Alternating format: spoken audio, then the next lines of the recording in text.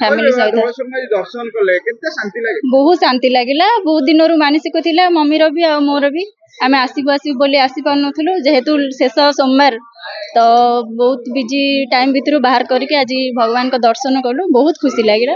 हम माने बहुत खुशी अछु।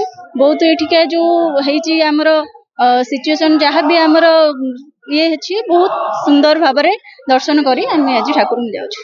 कथा कि ठाकुर डाकिले सुनंदी आ बहुत थर आमे आसीचु ठाकुर को मु जहाँ भी मागिची ताहा पूर्ण हेची। एटा आज प्रथम थर नुह हाँ एटा अवश्य प्रथम थर कि मु पानी ढालुची किंतु मु बहुत आगु भगवान को माने आ बहुत थर भी आसीची। मानसिक थिला मो पुओ ऑपरेशन हेतिला मु मानसिक करथिनी आसिया पई 5 वर्ष एटा लगे 2 वर्ष हैला आसी बाबा कतरे पानी ढाली जाउछु।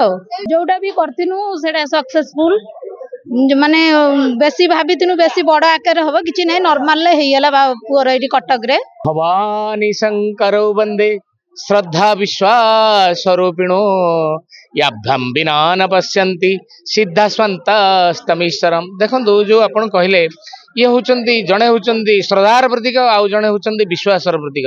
सेथिपई काई कोण अनुकोण रु प्रभु धवलेश्वर पीठ को आज से पवित्र श्रावण मासर शेष सोमवार कहीं क्यों कोण अनुकोण क्यों दूरा दूरांतर ठाकुर पाखु धाई आसुचंदी जलाभिषेक करिया पई बा ठाकुर पाखे टिके जल लागी करिया पई।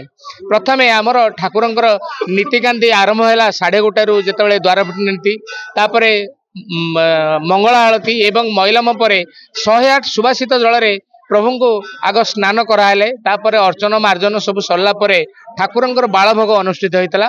बालभोग होई सारिया परे ठाकुर आज बड़ सिंगार बेशर एवं महाकाल दुईटी भेष एका संगे माने फल रे सुसज्जित आउ विशेष करी आमर पूजक समितिर किछि उद्योक्ता पिला जो माने जड़े कालू एवं अन्य रिंकू भली पिला किछि बहुत भल भाव में ठाकुर जो श्रृंगार करुँचा से बेसी निष्ठा एवं उद्देश्य। प्रति वर्ष आमर पिला मानू नहीं बाबा धवलेश्वर निकट को जल लगी श्रावण मासरे प्रति वर्ष आसुचु।